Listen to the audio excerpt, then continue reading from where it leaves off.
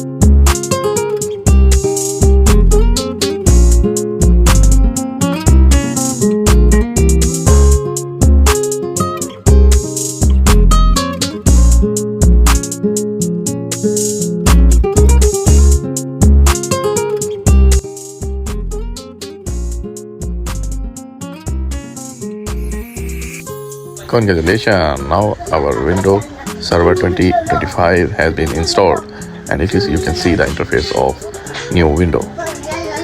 Hope this video will be helpful for you and you can easily install the new window in your servers. Thank you so much for watching. Bye bye.